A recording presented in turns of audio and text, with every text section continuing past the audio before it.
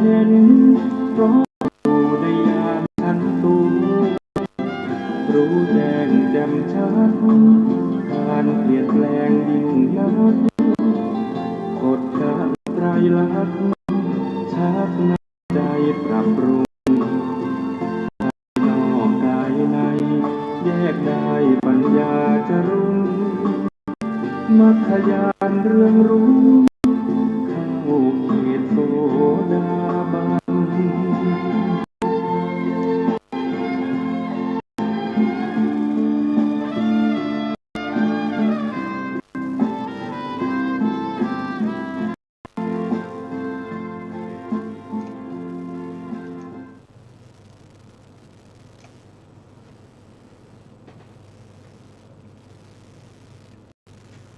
พุทธัง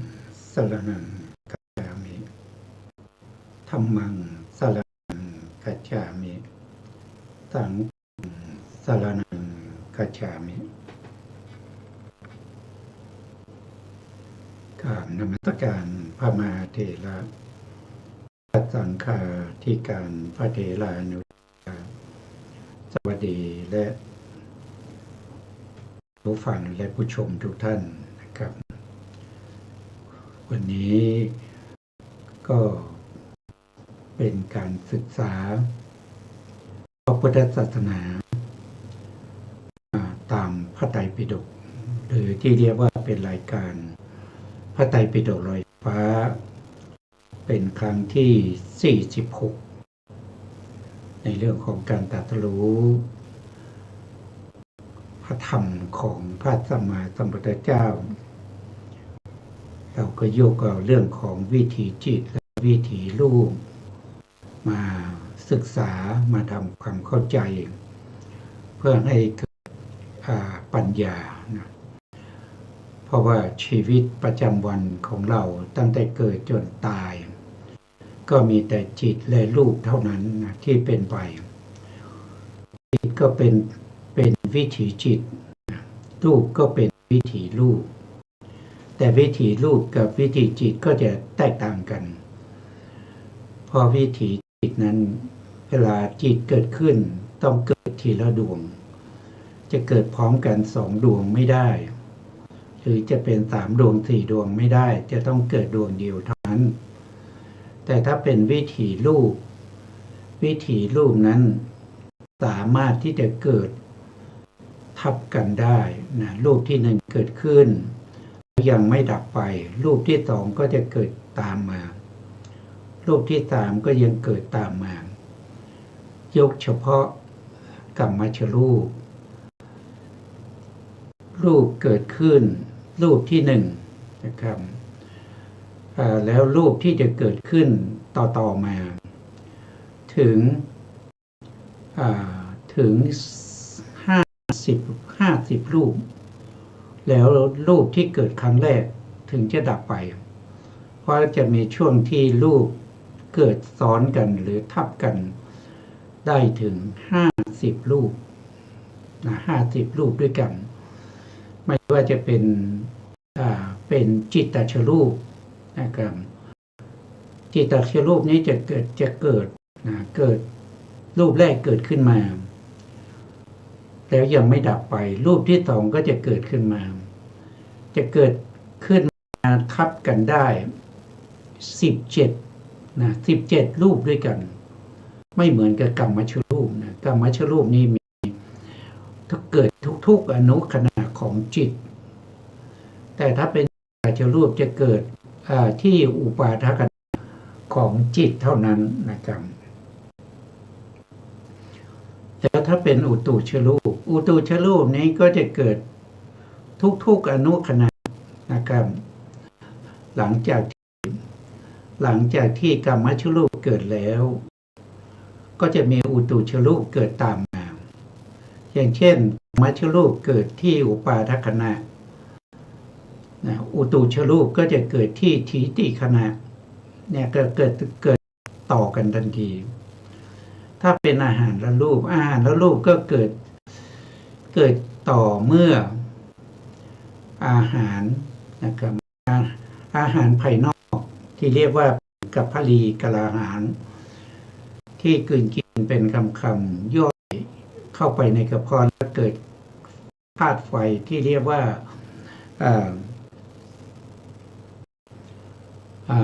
เป็นธาตุไฟจะช่วยในการย่อยอาหารเกิดขึ้นย่อยอาหารเป็นสารอาหารเรียกว่าเป็นโอชาแล้วหล่อเลี้ยงกัมมัชรูปหรืออุตุชรูปหรือในส่วนที่เป็นจิตตชรูปในรูปกระดาษของตนนะครับจะไม่ไป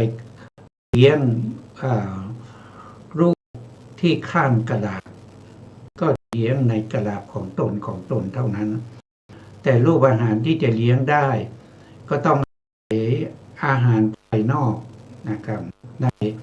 เราพูดถึงในส่วนที่เป็นปัญจโวการภูมิก็คือในภูมิที่มีขันธ์ห้านะในภูมิที่มีขันธ์ห้าแต่ในภูมิที่มีขันธ์สี่นะเขาไม่ได้มีการกินอาหารเป็นคำในขันธ์หนึ่งก็เช่นเดียวกันไม่มีการกินอาหารแต่ในปัญจโวการภูมิที่กินที่มีกับพลีกำลังอาหารที่เห็นได้ชัดเจนนั้นก็คือได้แก่ในภูมิที่เป็นมนุษย์นะภูมิที่เป็นเดรัจฉานนะภูมิที่เป็นเดรัจฉานเป็นมนุษย์เป็นเปรตเป็นอสุรกายนะส่วนภพภูมิที่เป็นเทวดาเป็นสัตว์นรกพวกนี้เขาจะอยู่ได้ด้วยกรรมนะอยู่ด้วยกรรมเขาอย่างเช่นสัตว์นรกไม่มีการกินอาหารนะครับไม่มีการกินอาหารแล้วก็เทวดานะเทวดา6 ชั้นเขาได้กินอาหารหยาบๆเหมือนกับพวกมนุษย์และเดรัจฉานเป็นพวกเปรตอสุรกายแต่เขาจะกินอาหารด้วยการนึกถึงนะเป็นอาหารทิพย์นะนึกถึงอาหารก็สำเร็จความเป็นอาหารแล้วนะครับหรือบางภพภูมิก็กลืนน้ำลายนะกลืนน้ำลายแล้วก็สำเร็จการกินอาหารเทวดานี้ธาตุลมธาตุไฟเขาเร่งนะครับถ้าไม่ได้กินอาหารมื้อหนึ่งเขาจะต้องตายนะครับจะต้องตายทันทีนะครับถึงเวลากินอาหารแล้วไม่ได้กินอาหารก็ต้องตายนะสำหรับเทวดานะครับเขาจะไม่ต้องร่วงเลยในเวลากินอาหารนะอันนี้ก็เป็นชีวิตประจำวันของเรามีแต่รูปกับนามเท่านั้นที่เป็นไปนะครับแล้วรายการนี้ก็เป็นรายการที่นำเสนอเรื่องของพระธรรมคำสอนของพระสัมมาสัมพุทธเจ้าทางสถานีวิทยุวัดไฟหินนะครับจังหวัดเชียงใหม่ขึ้น FM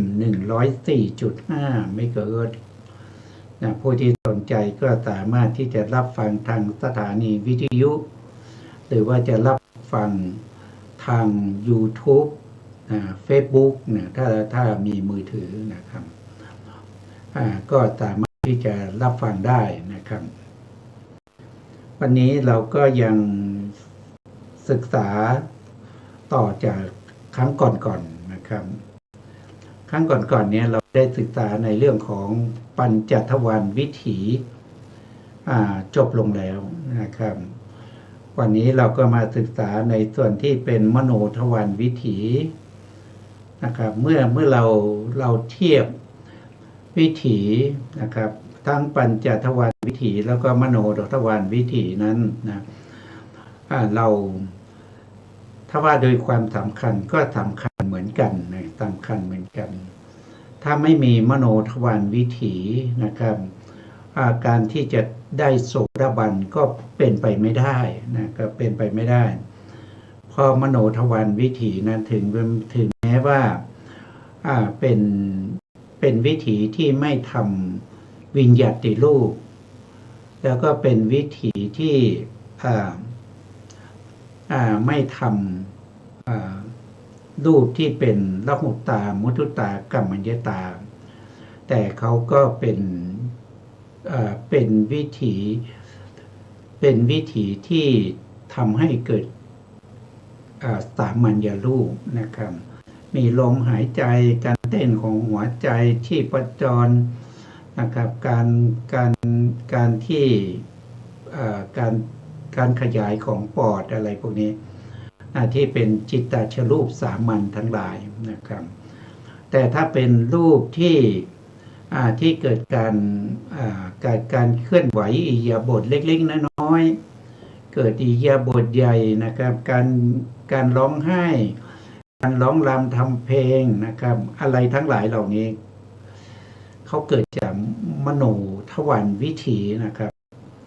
เกิดจากมโนทวารวิถีในจิต32 ดวงนะครับที่ทำให้เกิดการขยับเคลื่อนไหวการเดินไปมาได้การนั่งการนอนการยืนอะไรทั้งหลายนี้นะครับก็เกิดจากมโนทวารวิถีมโนทวารวิถีในช่วงที่เป็นชวนะก็มีจิตอยู่32 ดวงนะครับที่ทำให้เกิดการเคลื่อนไหวก็คือได้แก่โลภะมูลจิต8นะแล้วก็มหากุศลจิตกุศลจิต12นะครับกุศลจิต12มีโลภะ8มีโทสะ2มีโมหะ2รวมแล้วก็เป็น12แล้วก็มีมหากุศลจิต8เป็น20นะเป็น20แล้วก็มีมหากิริยาอีก8นะก็เป็น28มีหาสิตุปาทัจจิตอีก1ก็เป็น30แล้วก็มีอภิญญาจิตที่เป็นกุศลอภิญญาแล้วก็กิริยาอภิญญาอีก2ก็รวมแล้วจะมีอยู่32 ดวงที่เป็นจิตเป็นปัจจัยให้เราหัวเราะให้เราร้องไห้ให้เราหูเหยียดให้เราไปมาให้เรากินดื่มเคี้ยวลิ้มทั้งหมดทั้งมวลที่เป็นไปในอิริยาบถเล็กน้อยอิริยาบถใหญ่มีการเดินการยืนการนั่งการนอนเป็นต้นเหล่านี้เกิดจากจิต32 ดวงที่เกิดในมโนทวารวิถีเกิดในช่วงที่เป็นชวนะนะครับมโนทวารวิถีนี้จะเป็นวิถีที่มีจิตตขณะน้อยกว่าอะไรน้อยกว่าปัญจทวารวิถีถ้าเป็นปัญจทวารวิถีนั้นมีจิตตขณะถึง7 อย่างด้วยกันแต่ถ้าเป็นมโนทวารวิถีนั้นก็จะมี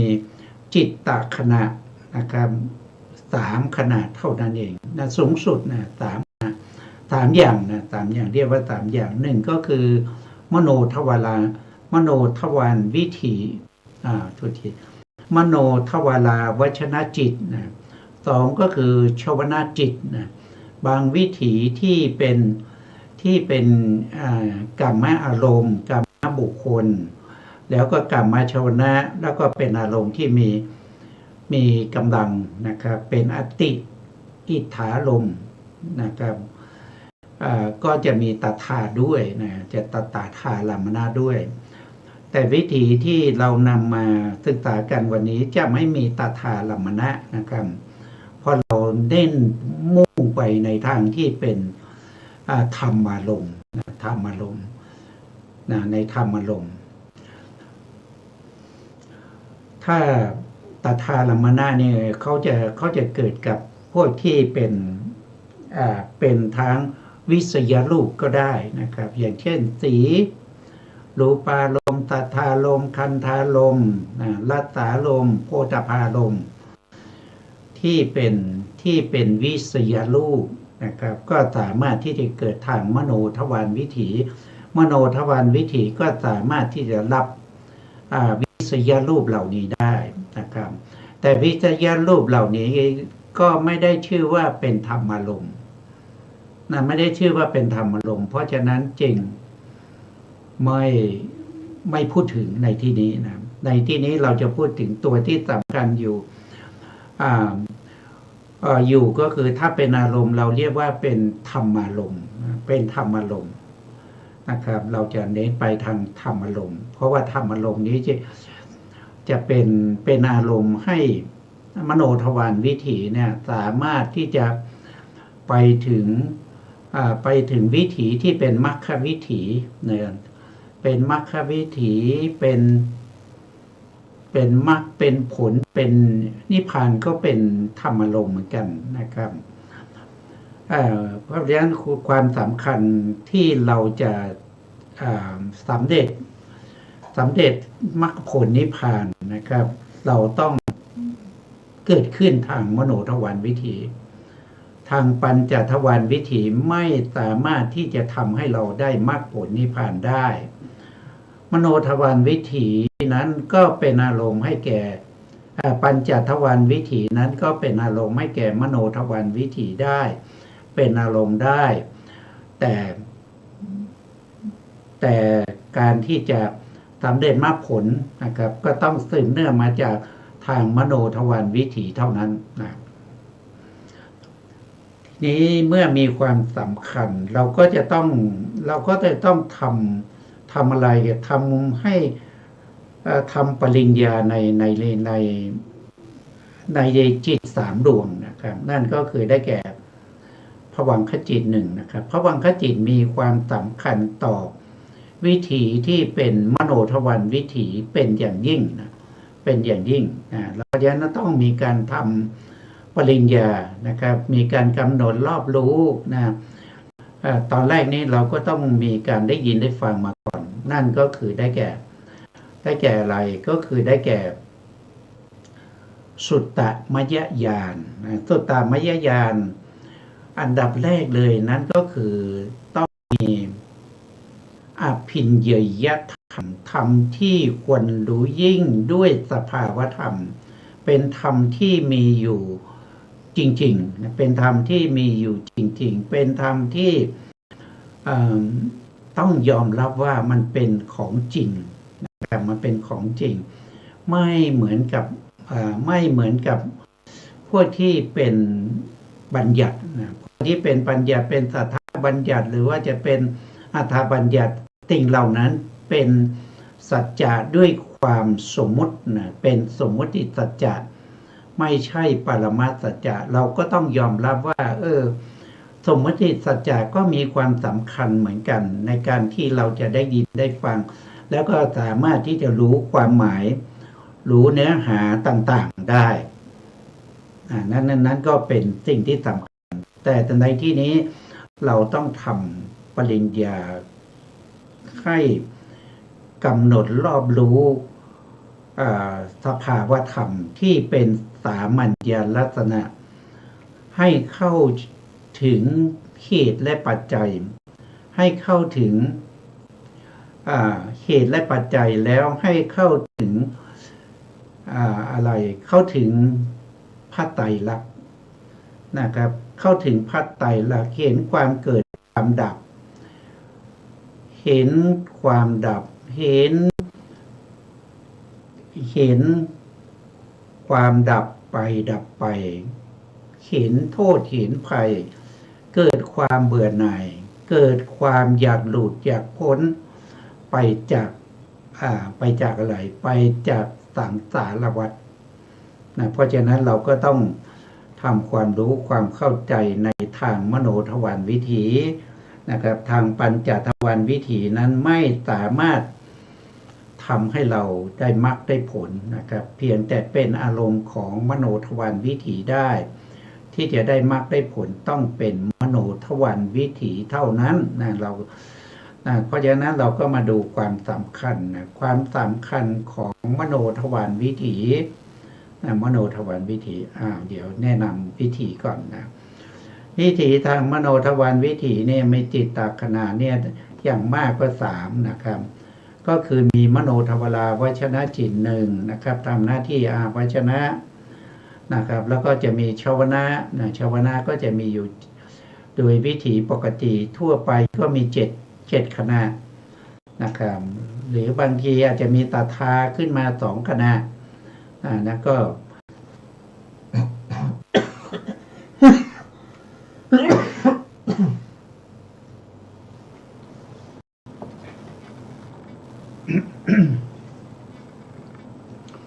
ก็ขออภัยนะครับมีตาทานะตาทานี้ก็คือมีรูปที่เป็นกรรมธรรมนะครับเป็นกรรมธรรมนะกรรมธรรมก็คือรูปในกรรมภูมินั่นเองนะครับ เพราะฉะนั้นก็ไม่สามารถที่จะไปถึงมรรคผลนิพพานได้นะเพราะวิถีที่มีตถาลมนะไม่สามารถไปถึงมรรคผลนิพพานได้ต้องเป็นวิถีที่มีจิตตขณะ2 ขณะคือมโนทวารวัจนจิตแล้วก็ชวนาจิตนะครับอันนี้จะเป็นเบื้องบานแห่งฌานก็ได้นะครับให้ได้ฌานก็ได้นะวิถีเนี่ยให้ได้วิปัสสนาญาณก็ได้มรรคได้ผลด้วยนะเป็นบาตนะครับเป็นบาตให้ได้มรรคผลนิพพานต่อไปนะก็จะมีมโนทวารวัชนะจิต1แล้วก็ชวนะเกิดดับถึง7 ครั้งด้วยกันแล้วก็ลงสู่ภวังค์วิถีเขาจะสั้นมากเลยนะเขาจะสั้นมากไม่เหมือนกับวิถีทางปัญจทวารวิถีนะครับเพราะวิถีสั้นนี่แหละมันจึงเป็นวิถีที่รวดเร็วนะครับถ้ามีปัญญาวิถีนี้ก็จะพิจารณารูปนามได้อย่างชัดเจนนะครับได้อย่างชัดเจนเพราะชวนาจิตที่เป็นปัญญาเกิดบ่อยๆนะเกิดบ่อยๆเพราะว่าไม่ต้องมีปัญจทวารวัชนะจิตทำหน้าที่อาวัชนะจะมีทวีปัญจวิญญาณจิต10มารู้อารมณ์ที่เป็นอารมณ์ที่เป็นปัจจัตตลักษณะหรือว่าจะต้องมามีสัมปติฉันนะตันติละนะโวทัปนะแล้วที่จะถึงชวนะนะครับมันก็เสียเวลานะครับแต่มโนทวารวิถีนี้เมื่อมโนทวารวัชนะจิตน้อมไปในอารมณ์ใดดับไปแล้วชวนะจะเกิดทันทีนะครับเพราะฉะนั้นวิถีทางมโนทวารจึงเป็นวิถีที่รวดเร็วแล้วก็เป็นวิถีที่มีกำลังมากด้วยในที่นี้นะครับที่เราพูดถึงเพื่อความได้โสดาปัตติมรรคเพราะนั้นบุคคลที่จะได้โสดาปัตติมรรคเนี่ยก็รวมถึงพวกที่เป็นรูปประพรหมด้วยนะรูปประพรหมด้วยเพราะฉะนั้นชวนาจิตภวังคจิตในที่นี้เราก็พูดถึงภวังคจิต15นะครับ15ก็คือการมาภวังค์10นะครับแล้วก็รูปภวังค์5ไม่เอารูปมานะครับแต่จริงๆแล้วนะครับมันมีอยู่ภวังค์อยู่3 ดวงเหมือนกันนะครับที่เป็นกามภวังค์เนี่ยไม่สามารถที่จะได้มรรคได้ผลเหมือนกันนะครับก็คืออุเบกขาสันติรณะอกุศลวิบาก1อุเบกขาสันติรณะกุศลวิบากอีก1แล้วก็ทวิ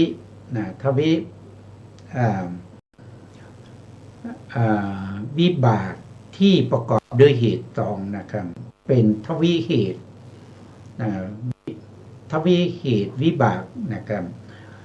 จิตที่จะทำให้ได้มรรคได้ผลนั้นจะต้องเป็นภวังคจิตที่ประกอบด้วยปัญญานะครับประกอบด้วยปัญญานะครับแต่ตรงนี้เอามาลงไว้ก็เพราะว่าบุคคลเหล่านั้นนะครับอย่างเช่นผู้ที่มีบุญบารมีที่เป็นพระโพธิสัตว์นะครับในภพที่ใกล้จะได้ตรัสรู้แล้วนะครับอย่างเช่นพระโพธิสัตว์ของเรานะครับในสมัยที่เป็น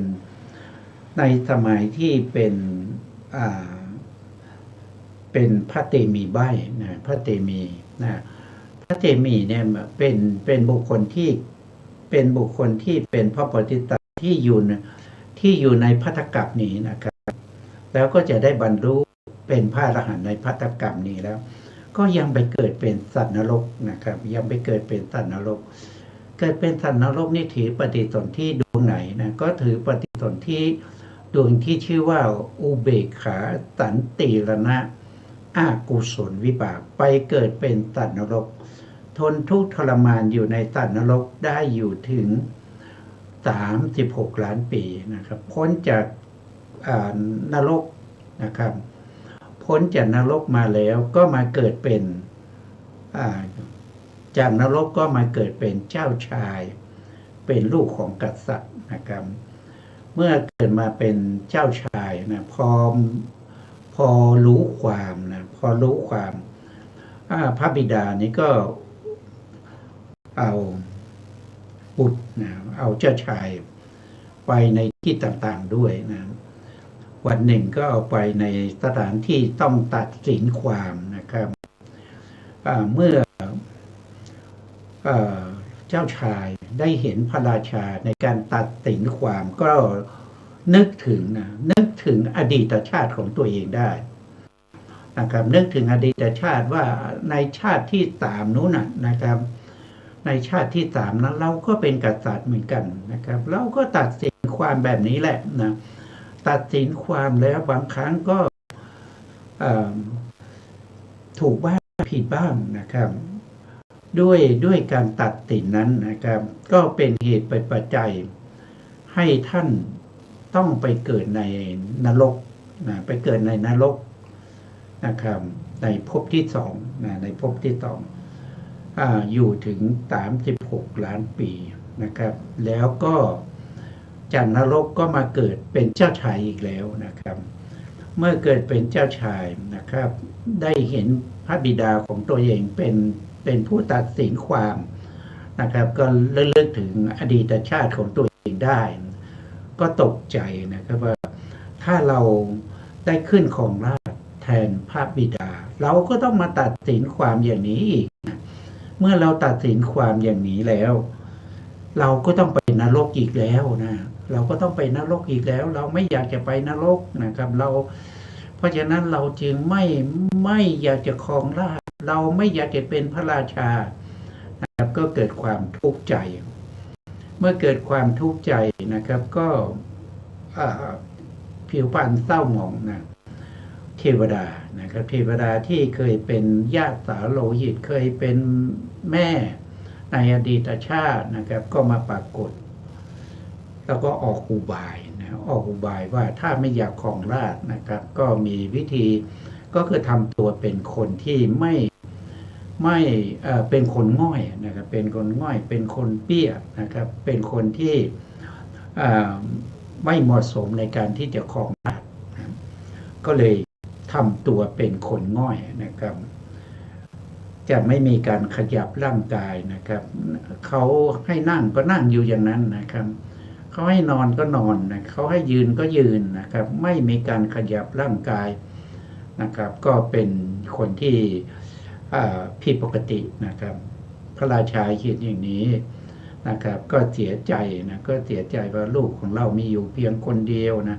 ถ้ามีอาการอย่างนี้แล้วจะของราชสมบัติได้อย่างไรก็เกิดความเสียใจนะครับก็ให้พวกอมานี่มาทดสอบว่าใครล่ะที่จะทำให้เจ้าชายเนี่ยหัวเราะนะครับทำให้เจ้าชายพูดทำให้เจ้าชายเดินไปเดินมาได้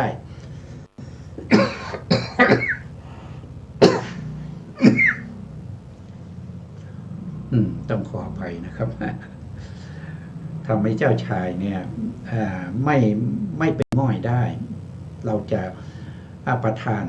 สมบัติให้นะก็มีคนที่มาเพื่อจะทำให้เจ้าชายเนี่ยเกิดการหัวเราะเกิดการยิ้มนะเกิด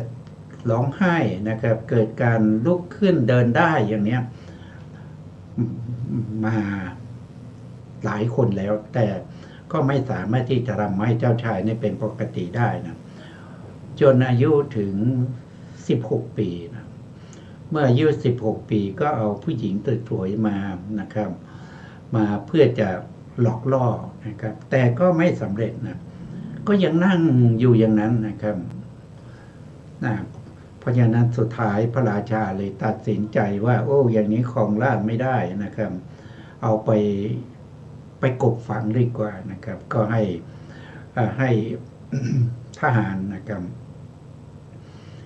เอาไปนอกเมืองแล้วก็ไปขุดหลุมเพื่อจะ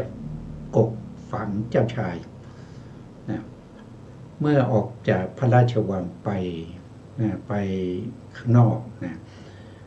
ทหารกำลังขุดหลุมอยู่นั่นแหละนะเจ้าชายก็ลงมาจากรถนะครับ แล้วก็ออกกำลังด้วยการยกรถนะครับด้วยการเดินไปเดินมานะครับเกิดการบริหารร่างกายนะครับขึ้นมาทหารเห็นอย่างนั้นก็ตกใจนะก็ตกใจเมื่อตกใจแล้วเจ้าชายก็บอกไม่ต้องตกใจนะที่เราเป็นอย่างเมื่อก่อนนั้นเราไม่อยากจะครองราชย์เราจึงต้องทำอย่างนั้นนะครับตอนนี้เราออกจากพระราชวังแล้วนะเราขอไปบวชนะเราจะออกบวชนะครับไม่ต้องให้ใครตามมานะครับแม้แต่พระราชานะพระราชาพระมารดานะพระบิดาพระมารดาก็อย่าได้ตามมาเรามาเลยนะแล้วท่านก็จากไปนะครับแล้วก็จากไปนั่นแหละก็แสดงให้เห็นว่านะครับแม้แต่บุคคลที่จะได้เป็นพระพุทธเจ้าในภัตตกัปนี้ยังต้องไปอบายนะครับยังต้องไปเกิดเป็นสัตว์นรกนะครับเพราะฉะนั้นเราก็เอาภวังคจิตของพวกที่ยังเป็นบาตรนะยังเป็นบาตรเป็นบารมีของท่านนะที่สะสมกันมาทั้งที่เป็นเดรัจฉานเป็นเปรตเป็นอสุรกายหรือว่าจะมาเป็นบุคคลที่ขาดตกบกพร่องจะมาเป็นบุคคลที่เกิดด้วยทวีเหตุนะครับมาด้วยนะครับเพื่อเป็นการสมที่สืบเนื่องกันมานะครับจนได้มาเป็นติเหตุกะภวังค์นะครับหรือเรียกว่าเป็นภวังคจิตที่มีที่ประกอบด้วยปัญญานะครับที่จะสมบูรณ์ในการที่จะได้มากได้ผลต่อไปนะครับก็เลยรวมภวังคจิตมาตรงนี้15ดวงด้วยกันนะครับ5ดวงสุดท้ายนั้นเป็นภวังคจิตของพวกที่เป็นรูปประพรหมนะพวกที่เป็นรูปประพรหมนะก็มีตั้งแต่ปฐมฌานภูมินะที่เรียกว่าเป็นปริสัชชาพรหมปุโรหิตตาพรหมมหาพรหมนะครับหรือว่าเป็นชั้นที่สองที่เรียกว่าทุติยฌานภูมินะครับก็มีปริตาภานะครับพรหมนะอัปปมานาภาพรหมแล้วก็อาภัสรานะอาภัสราพรหมนะนี่อยู่ชั้นที่สองนะครับชั้นที่สองนี้ถือปฏิสนธิจิต2ดวงนะครับก็คือทุติยฌานวิบากนะแล้วก็ตติยฌานวิบากนะครับมาเกิดในชั้นที่สองนะส่วนปฐมฌานก็คือปฐมฌานวิบากดวงเดียวนะครับเกิดในชั้นที่เป็นปฐมฌานนะครับแล้วต่อไปก็เป็นพรหมชั้นที่3นะครับก็เกิดด้วยจตุตฌานวิบากนะก็จะเป็นปาริตสุภานะครับอัปปมานาสุภาสุภากินหาพรหมนะครับอันนี้อยู่ชั้นที่3เรียกว่าตติยฌานนะครับส่วนชั้นที่4นะชั้นที่4นี้จะต้องได้ฌานถ้าว่าโดยพิธรรมก็คือปัญจมฌานถ้าว่าโดยพระสูตรก็คือจตุทัชฌานนะครับวิบากนะครับเมื่อได้ปัญจมฌานแล้วก็ฌานไม่เสื่อมตายแล้วนะก็ไปเกิดในจตุทัชฌานนะครับก็เกิดเป็นเวหาพลานะเวหาพลาพรหมนะครับก็อยู่ชั้นนี้นะพวกนี้สามารถที่จะทำโสดาปัตติมรรคให้เกิดขึ้นได้นะครับนะถึงแม้ว่าเขาจะมีรูปอยู่แค่23รูปนะครับเขาไม่มี5รูปนะไม่มี5รูปก็คือไม่มี1ก็คือไม่มีประสาทจมูกนะไม่มีประสาทจมูก 2ก็คือไม่มีประสาทลิ้น3ก็คือไม่มีประสาทกายเขาไม่มีประสาท3อย่างแล้วเขาไม่มีภาวะรูปอีก2นะครับก็คือปุริสภาวะความเป็นเพศชายไม่มีแล้วก็อิทธิภาวะความเป็นเพศหญิงไม่มีนะครับแต่พวกพรหมนี้มีรูปร่างเหมือนกับผู้ชายนะครับ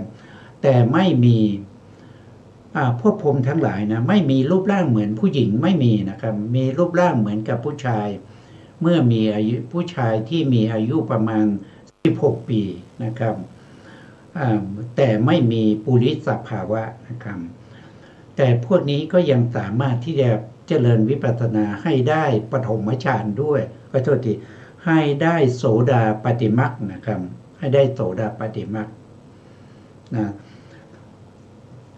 เพราะฉะนั้นนะครับเราจึงนำภวังคจิตมาตรงนี้15ดวงด้วยกันนะ15ดวงที่เป็นของอบายเป็นทวิเป็นผู้ที่ขาดตกบกพร่องนั้นเราเอามาเพื่อเป็นการสืบต่อนะเป็นการสืบต่อของผู้ที่เขามีบุญเขาสามารถเป็นบาตรเป็นฐานให้ได้ติเหตุกาปฏิสนธิแล้วก็มาเจริญวิปัสสนาต่อไปนะครับก็เลยนำมาด้วยนะส่วนในอารูปนะอารูปภวังคจิต4นะครับที่เรียกว่าเป็นอารูปวิบาก4อารูปวิบาก4เนี่ยไม่นำมานะครับเพราะอะไรก็เพราะว่าอารูปวิบาก4เนี่ยไม่สามารถที่จะเจริญวิปัสสนาให้ได้โสดาปัตติมรรคได้นะโสดาปัตติมรรคจะไม่เกิดแก่พวกที่เป็นอารูปภพนะอารูปภพจะไม่สามารถทำโสดาปัตติมรรคให้เกิดขึ้นได้นะครับเพราะฉะนั้นเราจึงไม่เอาอารูปภวังค์มานะครับแล้วก็ถ้าบุคคลที่ได้โสดาบันแล้วนะอย่างเช่นมนุษย์นะมนุษย์เทวดาหรือว่าพวกที่เป็นรูปประพรหมนะได้โสดาปัตติมรรคแล้วนะครับแล้วก็ยังมีใจยินดีในภพที่เป็นอารูปนะครับก็สามารถไปเกิดในอรูปภพได้นะพอไปเกิดในอรูปภพก็ยังเป็นโสดาบันอยู่นะครับเพราะได้โสดาบันมาจากความเป็นมนุษย์เป็นเทวดาหรือเป็นรูปภพนะแล้วไปเกิดในอรูปก็ยังเป็นโสดาปฏิผลอยู่เป็นโสดาบันอยู่พอไปเกิดในอรูปเขาก็สามารถที่จะทำต่อได้นะทำต่อสกทาคามีมรรคนะครับสกทาคามีผลอนาคามีมรรคอนาคามีผลแล้วก็ได้เป็นพระอรหันต์แล้วก็ปรินิพพานในอรูปภพนั้นได้แต่อรูปภพเนี่ยเขาห้ามอย่างเดียวนะห้ามโสดาปัตติมรรคนะครับโสดาปัตติมรรคเกิดไม่ได้ในอรูปภพนะเพราะว่าเราพูดถึงมรรคเบื้องต้นนะครับเพราะเป็นมรรคที่จะสืบไปในมรรคที่เป็นมรรคเบื้องสูงต่อไปนะเพราะว่าถ้าเราไม่ได้โสดาปัตติมรรคนะครับมันก็ไม่มีโอกาสที่จะได้มรรคระดับสูงขึ้นไปนะสกทาคามีมรรคก็ไม่ได้อนาคามีมรรคก็ไม่ได้อรหันตมรรคก็ไม่ได้เพราะเราไม่ได้โสดาปัตติมรรคซึ่งเป็นบาทเบื้องต้นของพระอริยบุคคลนะครับก็คงเข้าใจนะครับที่เราปัญจโวการะภวังค์มา15ก็เป็นลักษณะอย่างนี้นะแล้วต่อมาก็คือมโนทวาราวชนจิตนะมโนทวาราวชนจิตนี้เป็นจิตที่มีความสำคัญนะครับเป็นจิตเบื้องต้นนะครับที่จะทำให้ได้มรรคได้ผลด้วยนะเพราะมโนทวาราวชนจิตนี้เป็นจิตที่เกิดขึ้นก่อนชวนาจิตแล้วเป็นจิตที่ชี้นำแก่ชวนาจิตนะครับจะชี้นำชวนะให้เป็นกุศลก็ได้ให้เป็นอกุศลก็ได้ขึ้นอยู่กับมโนทวาราวชนจิตนะครับแต่มโนทวาราวชนจิตนี้ก็ต้องอาศัยภวังคจิตนะครับอาศัยภวังคจิตที่เป็นที่อาศัยด้วยความเป็นอำนาจของ อานันตลูอานันพวังคจิที่เป็นพวังคูปเฉทะนะครับก็เป็นอานันตรปัจจัยแก่มโนทวาราวชนะจิตนะเพราะว่าพวังคูปเฉทะนั้นเป็นติเหตุกะปฏิสนธินะครับจึงสามารถที่จะเป็นอานันตรปัจจัยให้มโนทวาราวชนะจิตนั้นสามารถที่จะชี้นำชวนะให้เป็นมหากุศลนะทีนี้มโนทวาราวชนะจิตนั้นนะครับอาศัยแต่ภวังคจิตโดยอานันตรปัจจัยจะได้มรรคผลหรือไม่นะครับก็ยังไม่ได้นะครับเขายังต้องอาศัยชวนะจิตนะครับที่เกิดก่อนๆในวิถีก่อนๆนะครับวิถีก่อนๆนั้นเป็นชวนะจิตที่มีอะไรมีอาภิญญยธรรมนะครับอาภิญญยธรรมมีการกำหนดรอบรู้ธรรมที่ควรรู้ยิ่งด้วยสภาวะของความเป็น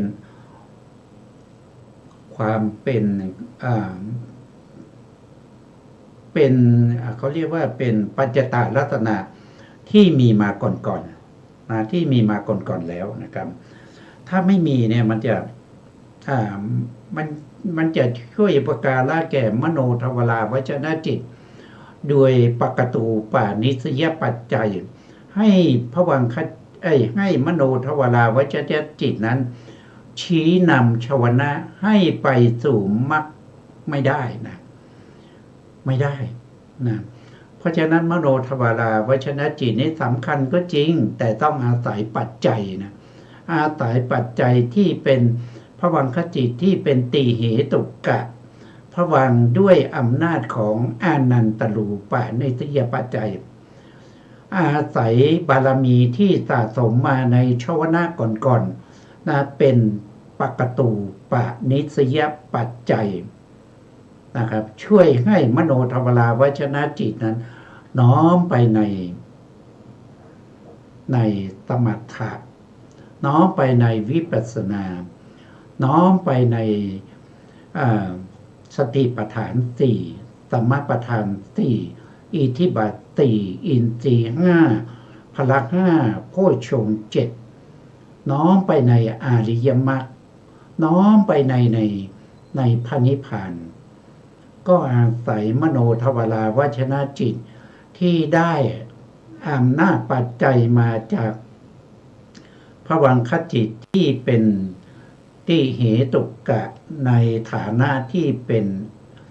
อานันตรปัจจัยแก่มโนทวาราวชนะจิตและอาศัยชวนะจิตก่อนๆที่สะสมบุญบารมีสะสม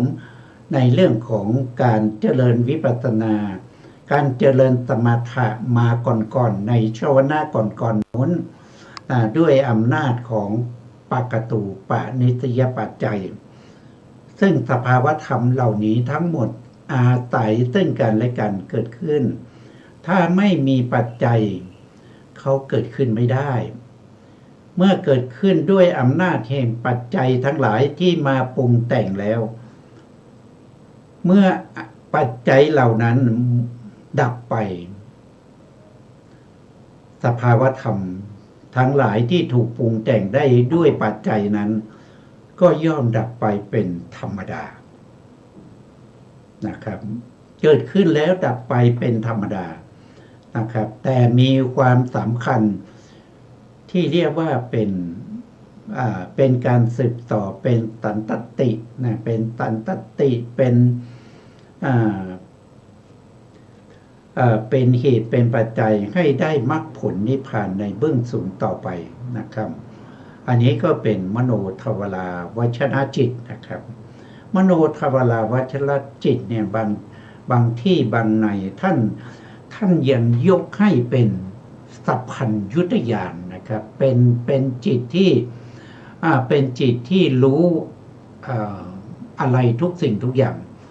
แต่จะรู้อะไรทุกสิ่งทุกอย่างต้องสะสมบารมีมาต้องฝึกฝน มาในอดีตนะครับที่เป็นปกตูปานิสยชาติปกตูปานิสยปัจจัยให้แก่มโนทวาราวชนะจิตแล้วยังต้องอาศัยภวังคจิตที่เป็นติเหตุกะด้วยอำนาจของอานันตระปัจจัยด้วยนะครับทีนี้มโนทวาราวชนะจิตนั้นนะครับก็มีอำนาจนะครับเพราะเป็นจิตที่ขึ้นวิถีดวงแรกหรือเรียกว่าเป็นหัวขบวนของชาวนะทั้งหลายนะครับเพราะฉะนั้นมโนทวาราวชนะจิตที่น้อมไปในสิ่งใดนะชาวนะจิตที่ตามมาเกิดดับ7ขณะนี้ก็จะน้อมไปในอารมณ์ที่มโนทวาราวชนะจิตเป็นผู้ที่ชี้แนะไว้ก่อนนะครับอันนี้ก็เป็นว่าโดยย่อๆนะครับทีนี้เรามาดูในเนื้อหานะครับ ความสำคัญของมโนทวารวิถีนะมโนทวารวิถีนะมโนทวาราวชนะจิตนะหรือมโนทวารวิถีนะตัวที่สำคัญก็คือชวนะแต่ชวนะจะสำคัญมากน้อยแค่ไหนต้องได้รับปัจจัยอุปการะนะครับธรรมที่ควรรู้ยิ่งโดยสภาวะและยอมรับว่ามีจริงๆด้วยธรรมปริญญานะครับควรทำปริญญา3นะปริญญา3นี้ก็คือ1ก็คือยาตาปริญญา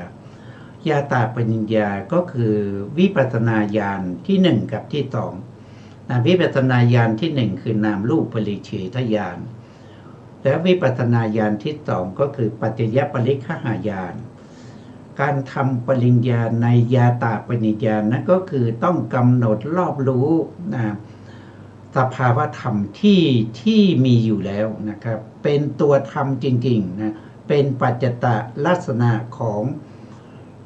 งสภาวะธรรมเหล่านั้นนะครับนี่เรียกว่าเป็นยาตาปริญญา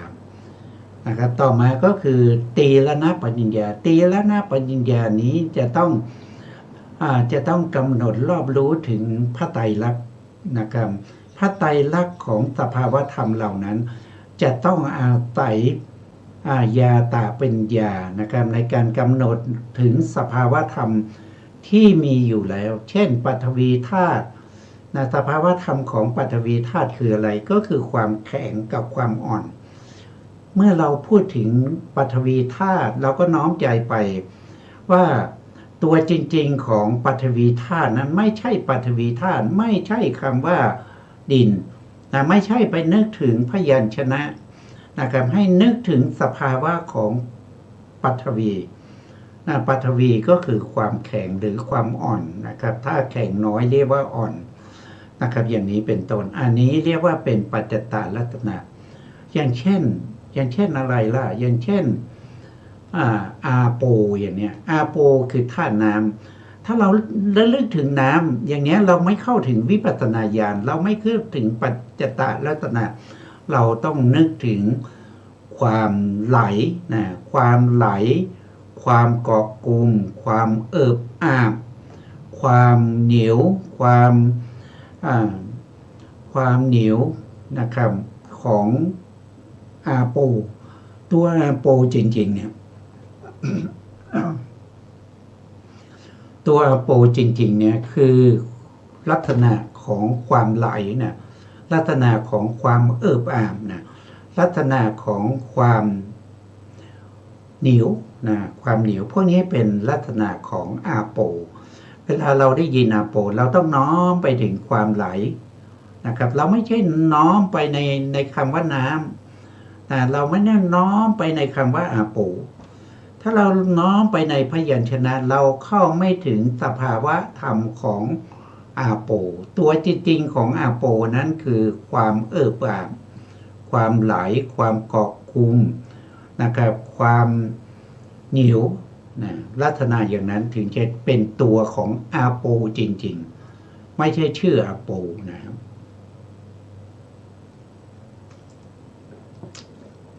ถ้าเราเข้าไม่ถึงลักษณะจริงๆของสภาวธรรมนะครับเราก็ไม่สามารถที่จะ แยกรูปแยกนามได้เราก็ไม่สามารถที่จะกำจัดสักกายทิฏฐิได้เราไม่สามารถที่จะกำจัดวิปลาสทั้งหลายได้นะ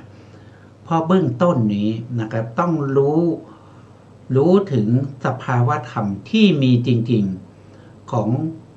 ธรรมที่เป็นปรมัตถ์ทั้งหลายด้วยนะครับแต่ทีนี้เมื่อเรารู้สภาวะของปรมัตถธรรมว่ามันมีสภาวะเป็นอย่างนั้นอย่างนี้แล้วนะนั่นไม่ใช่ว่าให้เราไม่รู้จักความหมายไม่รู้จักอรรถะไม่รู้จักไม่รู้จักตถาบัญญัตินะไม่รู้จักอรรถบัญญัติไม่ใช่นะครับเราก็ต้องรู้นะครับเราก็ต้องรู้ทำไมรู้เพื่อการดำเนินชีวิตที่จะต้องเกี่ยวข้องกับบุคคลอื่นๆต้องใช้สมมติบัญญัตินะสมมติบัญญัติเหล่านี้เราก็ต้องยอมรับว่ามันมีจริงๆมันมีด้วยความเป็นสมมตินะเมื่อมันมีสมมุตินะแต่สมมุตินั้นจะมีขึ้นได้ต้องมีปรมัตถ์มันต้องมีของจริงก่อนนะครับเมื่อมีของจริงแล้วมันถึงมีสมมุติขึ้นมาอย่างเช่นปฐวีธาตุดินเนี่ยถ้าไม่มีความแข็งความอ่อนซึ่งเป็นตัวของธาตุดินจริงๆเนี่ยคำว่าปฐวีธาตุก็ไม่มีคำว่าแข็งก็ไม่มีคำว่าอ่อนก็ไม่มีเพราะมันไม่มีตัวที่อ่อนจริงตัวที่แข็งจริงๆตัวที่อ่อนจริงๆใช่ไหมครับมันจะมีคำว่าอ่อนแข็งแล้วมันจะรู้ถึงความอ่อนความแข็งได้อย่างไรเพราะมันไม่มีเพราะฉะนั้นบัญญัตินะครับบัญญัติที่เป็นสัทธบัญญัติคือเสียงนะครับหรือว่าอรรถบัญญัติคือเรื่องราวทั้งหมดทั้งมวลนั้นก็อาศัยปรมัตถธรรมอาศัยสิ่งที่มีจริงๆแล้วเกิดการบัญญัติเพราะฉะนั้นเราต้องยอมรับทั้งที่เป็นตัวจริงๆของสภาวะธรรมนะครับกับสมมุติบัญญัติว่ามันมีจริงสื่อสารแก่บุคคลอื่นได้นะครับอันนี้ก็เป็นสิ่งที่เราต้องยอมรับว่ามันมีจริงๆแล้วก็ต้องทำปริญญาตั้งแต่ญาตาปริญญาให้รู้แจ้งเห็นสภาวะธรรมของธรรมเหล่านั้นตามความเป็นจริงนะครับไม่ใช่เห็นปฐวีโดยความเป็นพยัญชนะนะครับต้องเห็นปฐวีโดยความเป็นของแข็งนะครับแข็งน้อยเรียกว่าอ่อนนะครับเวลาเราน้อมไปในปฐวีเราไม่ใช่น้อมไปในสภาวะของพยัญชนะเราต้องน้อมไปในสภาวะธรรมของปฐวีนะไม่ว่าจะเป็นรูปไหนนะไม่ว่าจะเป็นจิตใดไม่ว่าจะเป็นเวทนาใดไม่ว่าจะเป็นธรรมอะไรสัญญาอะไรก็ตามนะครับพูดถึงแล้วต้องแยกให้ได้ว่าอันนี้คือเป็นบัญญัติเป็นสมมุตินะเป็นสมมุติเป็นสัจจะด้วยนะสมมุตินี้เป็นสัจจะด้วยนะครับนะแล้วก็สิ่งใดมันเป็นตัวของธรรมที่เป็นปัจจตาลัตนะหรือเป็นสภาวะลัตนะหรือเป็นวิเตตาลัตนะมันก็ต้องรู้ต้องยอมรับธรรมเหล่านี้ถ้าเราไม่ยอมรับเราจะทำปริญญาสามไม่ได้นะเราทำไม่ได้เราไม่ยอมรับนะครับว่าตัวปฐวีธาตุนี้ตัวจริงๆคือความแข็งความอ่อนไปรับแต่คำว่าปฐวีมันก็ไม่สามารถที่จะได้วิปัสสนาญาณถ้าปฐวีนั้นเราได้อะไรเราก็ได้ฌานนะครับได้สมาธินะไม่เข้าถึงความเป็นปรมัตถ์นะครับนี่เราต้องยอมรับแล้วก็ทำความเข้าใจว่าสิ่งเหล่านี้มันมีจริงๆนะวันนี้เวลาเราก็มาถึงสุดท้ายแล้วนะครับเพราะว่าเวลาหมดเราก็ต้องหมดเวลานะครับก็ต้องคืนเวลาให้ทางสถานีต่อไปนะครับ สุดท้ายนี้นะครับก็ขอกราบขอบพระคุณพระครูสมุทรวิสุวัฒน์วรกิจโจผู้อำนวยการสถานีวิทยุเพื่อการศึกษาพระพุทธศาสนาและวัฒนธรรม FM 104.5 เมกะเฮิรตซ์วัดฝายหินและขอกราบขอบคุณพระครูปริยัติยานุศาสตร์ขอบคุณท่านผู้ฟังและผู้ชมทุกท่านนะครับที่ให้เกียรติติดตามในรายการพระไตรปิฎกลอยฟ้าพบกันใหม่ในครั้งต่อไปครับวันนี้ลาไปก่อนครับสวัสดีครับ